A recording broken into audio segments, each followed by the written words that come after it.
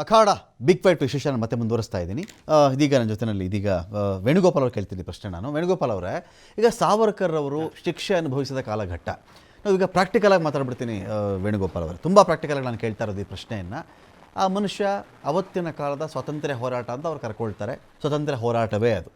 ಹೇಗೋ ಒಂದು ಮಾಡಿ ಬ್ರಿಟಿಷ್ನ ಬಗ್ಗು ಹೊಡಿಬೇಕು. ನಾವು ಅವ್ರ ದುಡ್ಡನ್ನು ಹಾಳು ಮಾಡ್ತೀವೋ, ಶಸ್ತ್ರಾಸ್ತ್ರ ಲೂಟಿ ಮಾಡ್ತೀವೋ, ಅವತ್ತಿನ ಕಾಲದ ಪೊಲೀಸ್ ಠಾಣೆಗಳಿಗೆ ಬೆಂಕಿ ಹಚ್ತೀವೋ, ಅಥವಾ ಬ್ರಿಟಿಷ್ ಅಧಿಕಾರಿನ ಕೊಂದು ಹಾಕ್ಬಿಡ್ತೀವೋ, ಈ ಥರ ಭಗತ್ ಸಿಂಗ್ ಆದಿಯಾಗಿ ಎಲ್ಲರದ್ದು ಒಂದು ಸಿದ್ಧಾಂತ. ಅವತ್ತಿಗೆ ಎಷ್ಟು ಸಾಧ್ಯ ಆಗುತ್ತೋ ಅಷ್ಟು ಹಾನಿ ಮಾಡ್ಬೇಕು ನಾವು. ಅವರು ಅಷ್ಟೇ, ಎಷ್ಟು ಅವ್ರಿಗೆ ಡ್ಯಾಮೇಜ್ ಮಾಡೋಕ್ಕಾಗುತ್ತೆ ಅಷ್ಟು ಡ್ಯಾಮೇಜು. ನಮ್ಮ ಬಿಲ್ಲು ಬಾಣ ಕಿತ್ಕೊಂಡು ಹೋಗ್ಬಿಟ್ರು ಅವರು ಅಂಥೇಳಿ ಹಲಗಲಿ ಬೇಡ್ರು, ಅವರು ಒಂದು ಹಂಗೆ ಮಾಡ್ತಾರೆ. ನನ್ನ ಬಿಲ್ಲು ಬಾಣಿ ನಾನು ಕೊಡಲಿ, ಇವ್ರಿಗೇನು ಮಾಡಿತ್ತು, ಅವರು ಒಂದು ಹಂಗೆ ಮಾಡ್ತಾರೆ. ಅವ್ರವ್ರು ಗೊತ್ತಿದ್ದ ದಾರಿಯಲ್ಲಿ ಪ್ರತಿಭಟನೆ ಮಾಡಿದ್ರು ಅವರು. ಇದೇ ಒಬ್ಬ ವ್ಯಕ್ತಿಯನ್ನು ಜೈಲಿಗೆ ಹಾಕ್ಬಿಟ್ಟು ಚಿತ್ರಹಿಂಸೆ ಕೊಟ್ಟುಬಿಟ್ರು. ಚಿತ್ರಹಿಂಸೆ ಕೊಟ್ಟಾಗ ಯಾವುದೇ ವ್ಯಕ್ತಿ ಆಗಲಿ ಪ್ರಾಕ್ಟಿಕಲಾಗಿ ಯೋಚನೆ ಮಾಡಿದ್ರೆ, ಸ್ಟೇಷನ್ಗೆ ಹಾಕೊಂಬಿಟ್ಟು ಒಂದು 5 ದಿನ 6 ದಿನ ಚೆನ್ನಾಗಿ ಹೊಡೆದ್ಬಿಟ್ರೆ, ಸ್ವಾಮಿ ತಪ್ಪಾಯಿತು ಬಿಟ್ಬಿಡಿ ಸ್ವಾಮಿ ಏನ್ಬಿಡ್ತಾನೆ ಅವನು, ತಪ್ಪಾಯ್ತು ಬಿಟ್ಬಿಡಿ ಸ್ವಾಮಿ ಅಂತಾನೆ. ಈ ಭರದಲ್ಲಿಯೋ ಆ ಶಿಕ್ಷೆಯ ವಿಕಾರ ಸ್ವರೂಪಗಳಿಗೋ ಅವರು ಸಾರಿ ಕೇಳಿಬಿಟ್ಟಿದ್ರೆ, ಅವರ ಒಂದು ಸಾರಿ ಅಥವಾ ಒಂದು ಪೆನ್ಷನ್ ಅನ್ನೋ ವಿಚಾರ ಅವರ ಇಡೀ ಸ್ವಾತಂತ್ರ್ಯ ಹೋರಾಟವನ್ನು ಮಸುಕು ಮಾಡಿಬಿಡ್ತಾ ಆನಂತರ ದಿನಗಳಲ್ಲಿ ಅಂತ. ಸರಿ, ಇದು ಆರೋಪ ಮಾಡ್ತಿರೋದು ಏನು, ಕ್ಷಮಾಪಣಾ ಪತ್ರ ಕೇಳಿದ್ರು, ಕ್ಷಮಾಪಣೆ ಬರೆದ್ರು, 7 ಸಲ ಬರೆದ್ರು, ಅದು ಮಾಡ್ತಿರೋದು ಈ ಕಾಂಗ್ರೆಸ್ ಪಕ್ಷದವ್ರು ಮಾಡ್ತಾ ಇದ್ದಾರೆ. ಆದ್ರೆ ನೀವು ಸಾವರ್ಕರ್ ಅವ್ರನ್ನ ಕೇವಲ ಆ ಒಂದು ಆಂಗಲ್ ನೋಡ್ದೇಲೆ ಅವರು ಅದಕ್ಕೆ ಒಂದು ಸಂಘಟನೆಯನ್ನ ಇವಾಗ ನೀವು ಸ್ವಾತಂತ್ರ್ಯ ಸಂಗ್ರಾಮ ನೋಡಿದಾಗ ಅವರು ಬರೋಕ್ಕಿಂತ ಮುಂಚೆ 1857 ಮೊದಲ ಫಸ್ಟ್ ವಾರ್ ಆಫ್ ಇಂಡಿಯನ್ ಇಂಡಿಪೆಂಡೆನ್ಸ್ನ ಇವರು ಏನಂತ ಕರೆದ್ರು, ಸಿಪಾಯಿ ದಂಗೆ ಅಂತ ಕರೆದಿರ್ತಾರೆ. ಬ್ರಿಟಿಷ್ ಅವರ ಕರೆದಿದ್ದು ಸಿಪಾಯಿ ದಂಗೆ, ಆದ್ರೆ ಅದನ್ನ ಸಿಪಾಯಿ ಮ್ಯೂಟಿನಿ ಅಂತ ಕರೆದ್ರು, ಸಿಪಾಯಿ ದಂಗೆ. ಅದನ್ನ ಜನರಿಗೆ ತಲುಪಿಸಂತದ್ದು ಮಾಡಿದ್ದು ಇದೇ ಸಾವರ್ಕರ್ ಅವರು. ಮರೆತು ಹೋದಂತ ನಮ್ಮ ಮೊದಲ ಯುದ್ಧವನ್ನ, ಸ್ವಾತಂತ್ರ್ಯದ ಯುದ್ಧವನ್ನ ಮತ್ತೆ ಅದನ್ನ ಜನರ ಮನಸ್ಸಿಗೆ ತಂದಿದ್ದು ಸ್ವತಂತ್ರ ವೀರ ಸಾವರ್ಕರ್ ಅವರು.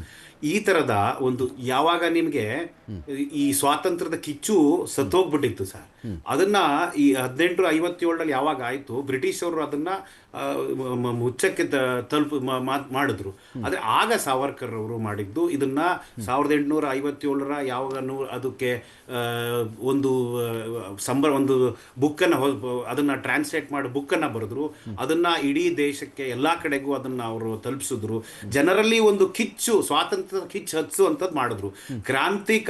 ಕ್ರಾಂತಿಕಾರಿಗಳು ಇವತ್ತು ಇಲ್ಲದೆ ಇದ್ದಿದ್ರೆ ಬಹುಶಃ ಸ್ವಾತಂತ್ರ್ಯ ನಮಗೆ ಸಿಗೋದು ಕಷ್ಟನೇ ಆಗ್ತಿತ್ತೇನು. ಕೇವಲ ಅಹಿಂಸೆ, ತಾವಾಗೆ ಹೇಳ್ದಂಗೆ ಬರೀ ಅಹಿಂಸೆ ಅಲ್ಲ ಇದು. ಹಾಗಾಗಿ ಇದೆಲ್ಲವನ್ನು ನೋಡ್ಬೇಕು ನೀವು. ಆ ಕಿಚ್ಚನ್ನು ಹಬ್ಸಿದ್ ಯಾರು ಸರ್? ಅವರು ಕ್ಷಮಾಪಣೆ ಪತ್ರ ಕೇಳಿದ್ರು, ಅವೆಲ್ಲ ಓಕೆ. ಆದ್ರೆ ಆ ಜನರಲ್ಲಿ ಆ ಕಿಚ್ಚನ್ನು ಹಬ್ಸಿದ್ ಯಾರು? ಜನರಲ್ಲಿ ಆ ಕಿಚ್ಚನ್ನು ಹುಟ್ಟಿಸಿ ಇವತ್ತು ನಮಗೆ ಸ್ವಾತಂತ್ರ್ಯ ಸಿಕ್ಬೇಕಾದ್ರೆ ಅನೇಕ ಬಲಿದಾನ ಮಾಡಿದ್ರು. ಯಾರು ನಿಮಗೆ ಇವತ್ತು ಸ್ವಾತಂತ್ರ್ಯ ಸಂಗ್ರಾಮದಲ್ಲಿ ಹೆಸರೇನೆ ಇಟ್ಟಿಲ್ಲ ಕಾಂಗ್ರೆಸ್ನವರು ಸರ್. ಅಂದ್ರೆ ಅವ್ರು ಏನ್ ಮಾಡಿದ್ರು, ಅವರು ನೆಹರು ಮತ್ತೆ ಗಾಂಧಿನ ವೈಭೀಕರಣ ಮಾಡಬೇಕು ಅಂತ ಬೇರೆ ಯಾರ್ಯಾರು ಸ್ವಾತಂತ್ರ್ಯಕ್ಕೋಸ್ಕರ ಪ್ರಾಣವನ್ನ ಅರ್ಪಣೆ ಮಾಡಿದ್ರು ಅವ್ರು ಯಾರನ್ನೂ ಅವ್ರು ಹೆಸರನ್ನೇ ಹೇಳಿಲ್ಲ. ಚಾಪೇಕರ್ ಬ್ರದರ್ಸ್ ಇರ್ಬೋದು, ಅಣ್ಣ ತಮ್ಮಂದಿರು ಇರ್ಬೋದು, ಇನ್ನು ಅನೇಕರು ತಮ್ಮ ಪ್ರಾಣವನ್ನ ಬಲಿದಾನ ಮಾಡಿದ್ರು. ಅದನ್ನ ಯಾರು ಇವರು ಹೇಳಲೇ ಇಲ್ಲ. ನಮ್ಮನ್ನ ಇತಿಹಾಸನ ಮುಚ್ಚಿಟ್ರು ನಮಗೆ. ಯಾಕೆ ಅಂದ್ರೆ ಇದನ್ನ ಅವರು ಕಾಂಗ್ರೆಸ್ ಅನ್ನ, ನೆಹರು ಅವರ ಅದನ್ನೇ ಮುಂದುವರಿಸಬೇಕಾಗಿತ್ತು ಅಂತ ಒಂದೇ ಕಾರಣಕ್ಕೆ ಮುಚ್ಚಿಟ್ರು. ಹಾಗಾಗಿ ನೀವು ಸಾವರ್ಕರ್ ಅವ್ರನ್ನ ಕ್ಷಮಾಪಣೆ ಪತ್ರ ಅದನ್ನ ಪ್ರತಿ ಬಾರಿ ಹೇಳ್ತಾನೆ ಇರ್ತಾರೆ. ಆದ್ರೆ ಅವ್ರನ್ನ ನೀವು ಸ್ವಾತಂತ್ರ್ಯದ ಕಿಚ್ಚು ಹಬ್ಸಿದ್ದು, ಇವತ್ತು ಸ್ವಾತಂತ್ರ್ಯಕ್ಕೆ ಪ್ರಮುಖ ಕಾರಣ ಏನು, ಒಂದು ಕ್ರಾಂತಿಕಾರರು ಇಲ್ಲಿದ್ದಿದ್ರೆ ನಮಗೆ ಸ್ವಾತಂತ್ರ್ಯ ಸಿಗ್ತಿರಲಿಲ್ಲ. ಅದಕ್ಕೆ ಪ್ರಮುಖ ಕಾರಣ ಸಾವರ್ಕರ್ ಅವರು ಎಲ್ಲರನ್ನೂ ಒಟ್ಟು ಮಾಡಿದ್ರು. ಲಂಡನ್ ನಲ್ಲಿ ಅವರೆಲ್ಲರನ್ನೂ ಸೇರಿಸಿದ್ರು, ಪ್ರಪಂಚಕ್ಕೆ ತಿಳಿಸೋಂಗ್ ಮಾಡಿದ್ರು. ಇಡೀ ನಿಮಗೆ ಲಂಡನ್ ನಲ್ಲಿ ಆದಂತ ಘಟನೆಗಳು ಇಡೀ ಪ್ರಪಂಚಕ್ಕೆ ಗೊತ್ತಾಯ್ತು. ಅದು ನಾವು ಸ್ವಾತಂತ್ರ್ಯಕ್ಕೆ ನಮ್ಮ ಕ್ರಾಂತಿಕಾರರು ಯಾವ ಮಟ್ಟಕ್ಕೆ ಹೋರಾಟ ಮಾಡ್ತಿರೋದು ಪ್ರಪಂಚಕ್ಕೆ ಗೊತ್ತಾದ ವಿಷಯ.